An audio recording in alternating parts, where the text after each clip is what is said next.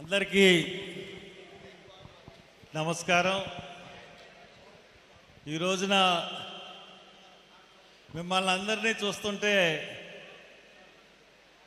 ఈ జగ్గంపేటలో ఈ యొక్క జనాన్ని చూస్తూ ఉంటుంటే చాలా చాలా సంతోషంగా ఉంది.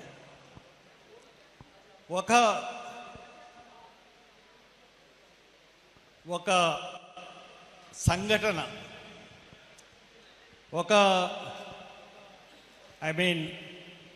ఒక కార్యక్రమం, ఒక దృష్టి, లేదంటే మన కర్తవ్యం, ఒక కోణం, ఈ అన్నిటి మధ్య మనం ఇక్కడ కలుసుకున్నాం. అంటే మన ధ్యేయం అంతా ఒకటే. ఏంటి ఆ ధ్యేయం? ఇక్కడ ఇంతమంది జనం, ఇంతమంది పాస్టర్లు ఇక్కడ కూర్చున్నారంటే వీళ్ళందరిది ఒకే ఒక్క ధ్యేయం. ఆ ధ్యేయం ఏంటంటే మత స్వాతంత్రం. దళితులకి మత స్వాతంత్రం ఇవ్వండి, దళితులకి మత స్వాతంత్రం ఇవ్వండి. భారతదేశంలో అందరికీ, అన్ని కులాలకి, అన్ని వర్గాలకి మత స్వాతంత్రం ఉంది. మత స్వాతంత్రం అన్నది మట్టుకు దళితులకు లేదు. ఆఖరికి మన సోదరులు గిరిజన సంఘాలు, గిరిజన పుత్రులైనటువంటి ఎస్టీ వర్గాలకు కూడా మత స్వాతంత్రం ఉంది. ఓన్లీ మత స్వాతంత్రం లేనిది ఎవరికంటే ఎస్సీలకి. ఆ మత స్వాతంత్రం గురించే మనం పోరాడుతున్నాం. ఈ నేపథ్యంలో జాన్ వెస్లీ గారు అధ్యక్షత వహించారు. ఒకసారి వీళ్ళందరినీ పోలీస్ స్టేషన్లో పెట్టారు. ఆకివీడు వెళ్తున్నట్టే 100-150 మందిని ఆఫ్ చేసేసి 40 మందిని లీడర్స్ అందరినీ పోలీస్ స్టేషన్లో పొద్దున్నీ సాయంత్రం దాకా ఉంచేశారు, ఆకివీడు వెళ్ళకూడదని. ఆ తర్వాత వీళ్ళందరూ ఆయన రావడం, మళ్ళీ నేను ఇక్కడికి రావడం, ఇదంతా ప్లాన్ చేయడం జరిగింది. చాలా సంతోషం. చాలామంది ఉన్నారు, వాళ్ళందరి పేర్లు తెలియవు. సోదరులు, మీ పేరు నాగేశ్వరరావు గారు, ఇక నరేంద్ర గారు, ఇంకా చాలామంది ఉన్నారు. ఈ రోజున మనకి ముఖ్య అతిథిగా వచ్చేసినటువంటి విజయ్ కుమార్ గారు, ఆయన మీ అందరికీ ఐఏఎస్ అనుకుంటారు, కలెక్టర్ చేశాడు అనుకుంటారు మీరు అందరూ. అది కలెక్టర్ చేశాడులేండి, కలెక్టర్ చేయకపోవడం కాదు. ఈయన ఫస్ట్ ఐపీఎస్ సెలెక్ట్ అయ్యాడు. మీ ఎవరికైనా తెలిసే విషయం తెలుసా? ఫస్ట్ ఐపీఎస్ సెలెక్ట్ అయితే ఐపీఎస్ ద్వారా నేను జాతికి సరిగ్గా నేను పనిచేయలేనేమో అని ఆయన ఐపీఎస్ వదిలేసుకున్నాడు. 2 సార్లు వదులుకొని ఐఏఎస్ గురించి ఆయన, అంటే ఎక్కువగా ప్రజలకి ఐఏఎస్ ద్వారా సేవ చేయొచ్చని ఒక ఉద్దేశం. అది ఇంకా సీమంతుల జార్జ్కి ఏం చెప్పానంటే, నేను పెద్ద మీటింగ్ అరేంజ్ చేశాడు రాజమండ్రిలో, రాష్ట్ర మీటింగ్. జార్జ్, ఇది టైం కాదు, మనకు టైం వస్తుంది, ఆ టైం వచ్చినప్పుడే మనం పట్టుకోవాలి అంటే. లేదండి వచ్చేస్తారండి మనోళ్ళు అన్నారు. సరే వచ్చాడు, ఎక్కడ తన గౌరవం తగ్గకుండా మీటింగ్ జరిగింది. ఇది మూమెంట్. ఇప్పుడు పెడితే అలాంటి గ్రౌండ్ 4 సరిపోవు. అది పెట్టండి, అందరం కలిసి పెడదాం. తర్వాత ఇంకా సుందర్ ఉన్నాడు, బాగా మాట్లాడతాడు. ఇంకా మనకి సోనీవుడ్ ప్రేమ్దాస్ గారు అబ్బాయి. ప్రేమ్దాస్ గారు అంటే ఈ ప్రాంతం అందరికీ ఒక గుండెకాయ లాంటి మనిషి. ఆయన యొక్క గౌరవాన్ని ఎక్కడ తగ్గకుండా, ఆయన యొక్క చేసిన పనులకి తగ్గట్టుగా మన సోనుసు తయారయ్యాడు. తండ్రికి మించిన తనయుడిగా రాణింపబడుతూ పేద ప్రజలకి సేవ చేస్తూ నిత్యం ప్రజల్లో ఉంటున్నాడు. థ్యాంక్ యూ సోనుసు, great, thank you very much.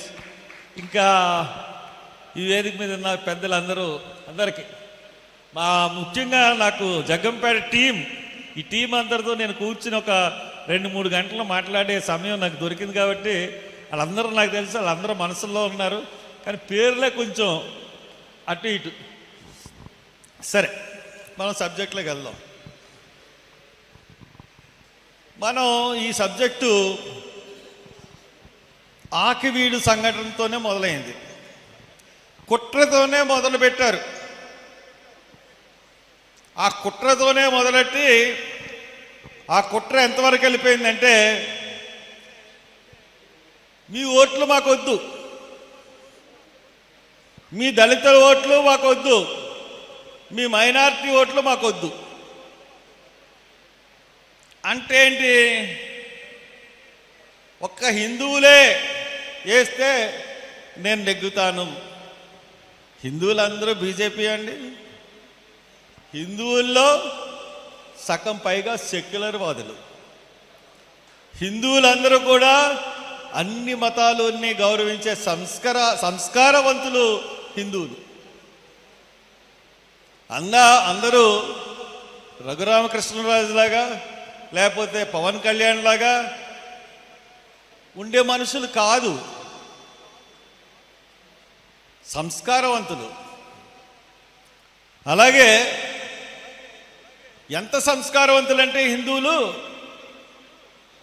భారతదేశంలో ఈ యొక్క ఆర్ఎస్ఎస్, బీజేపీ, విశ్వ హిందూ పరిషత్తు వీళ్ళందరినీ పక్కన పెడితే హిందువులు ఎంత సంస్కారవంతులంటే, అయోధ్యలో రామాలయం కట్టిన చోట కాంగ్రెస్ నెగ్గించారు.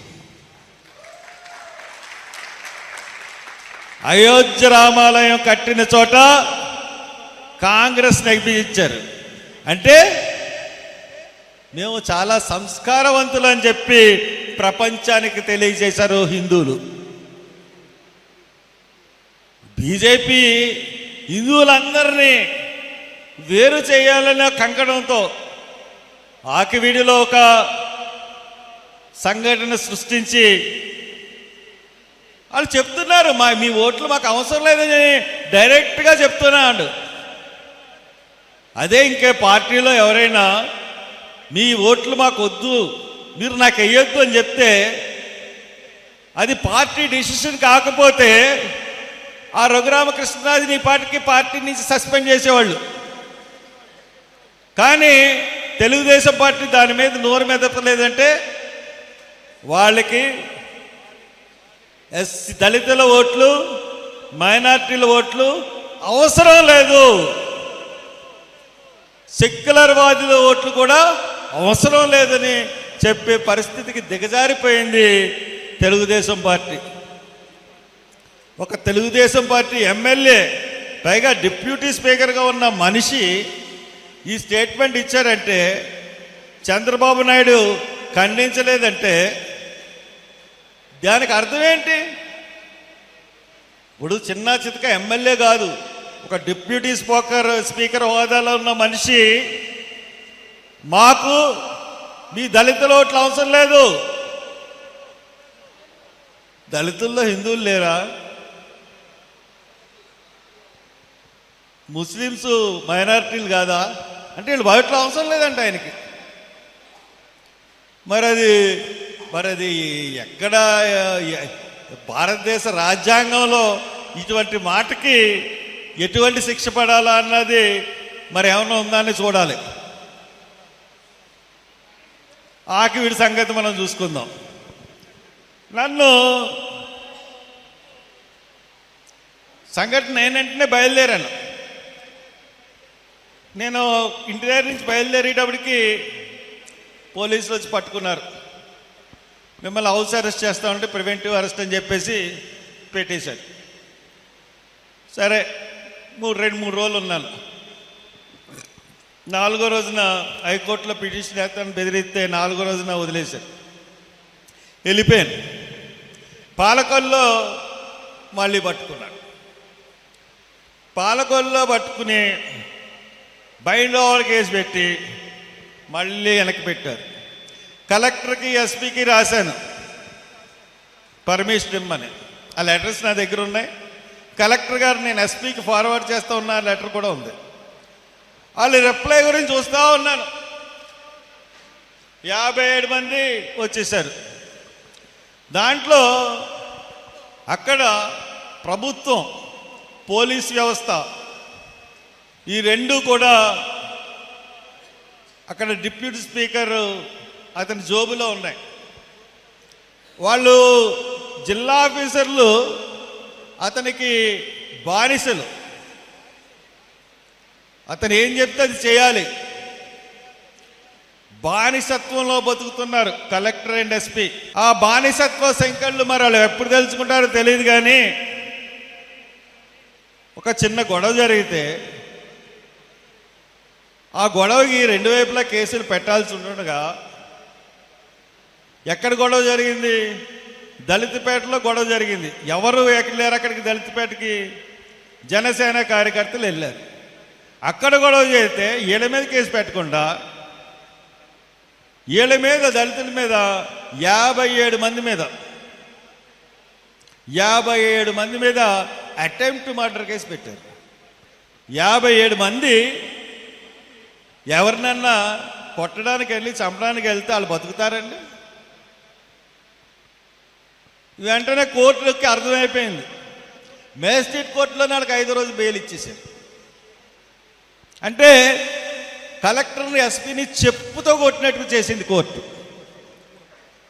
చెప్పుతో ఫైట్ పని కొట్టింది.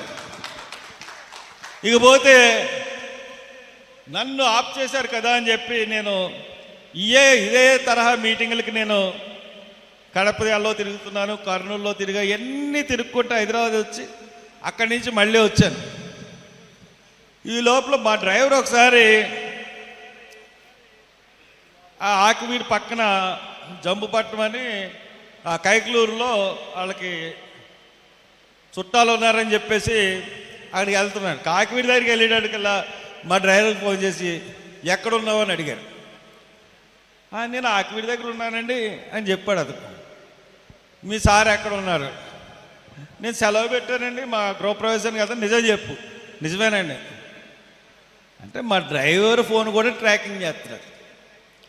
లేకపోతే నేను ఎందుకు చెప్తున్నా అంటే ఇది ఆఖరికి మా డ్రైవర్ ఫోన్ కూడా ట్రాకింగ్లో ఉంది. ఆ డ్రైవర్ ఫోన్ ట్రాకింగ్లో ఉన్నదంత తెలిసిన తర్వాత నేను పాలకొల్లు వెళ్ళగానే అక్కడి దాకా పోలీసులు ఎవరు లేరు. టక్కుమని పట్టుకుని తీసుకొచ్చారు.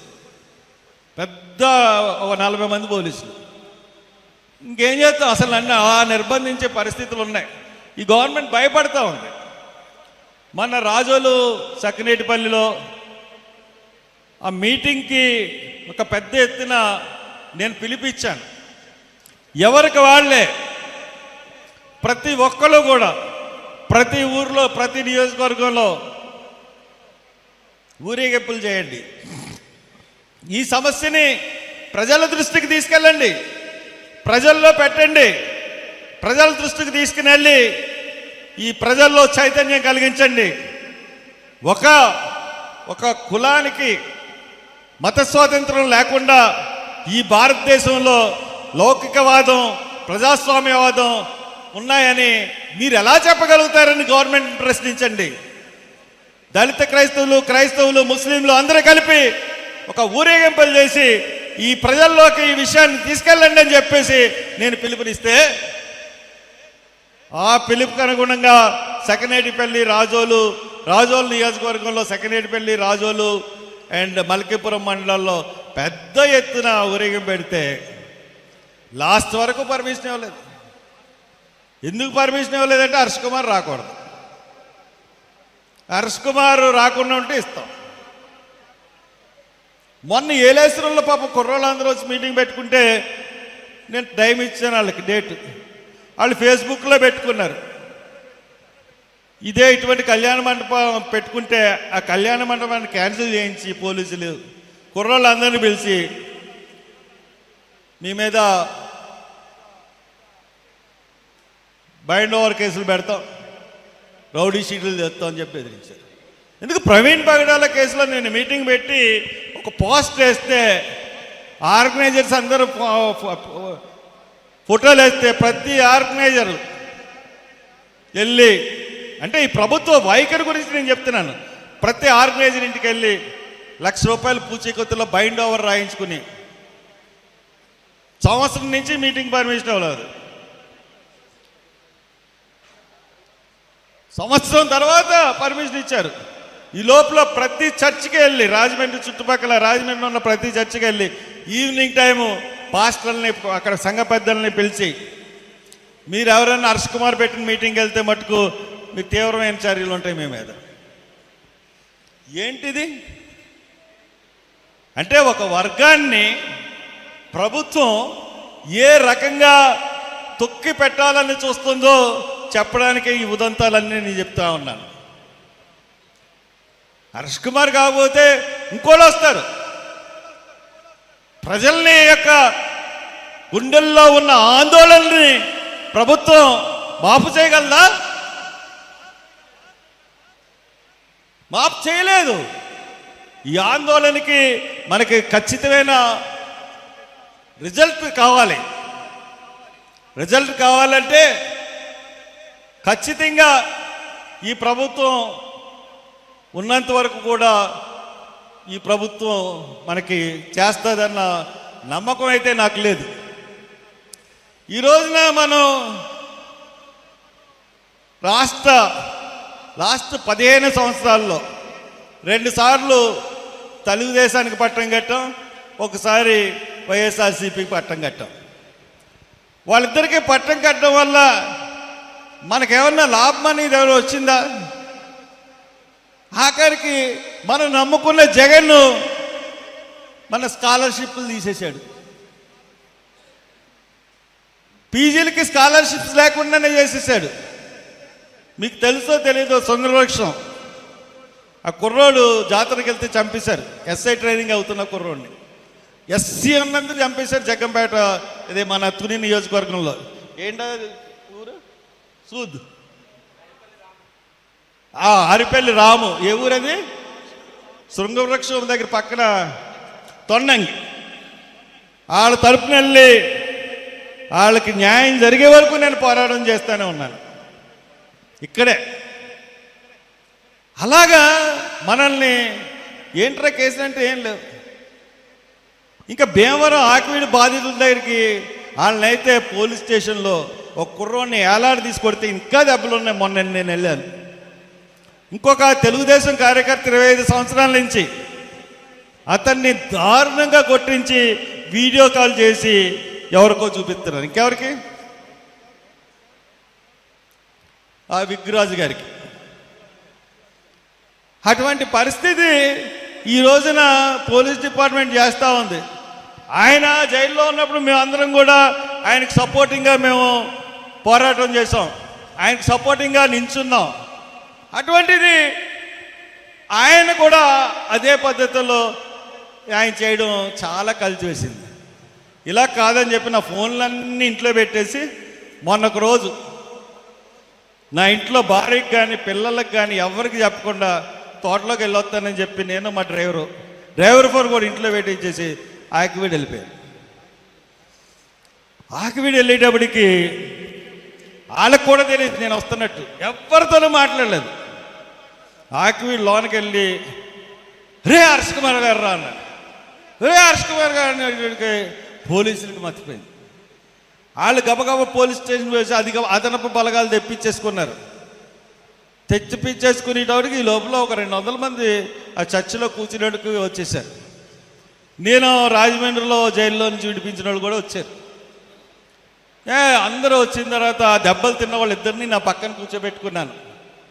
వాళ్ళతోనే చెప్పించాను ఎలా కొట్టారు, ఏం కొట్టారు అని చెప్పి నా వీడియోలో చూడండి ఉంటుంది. చెప్పిన తర్వాత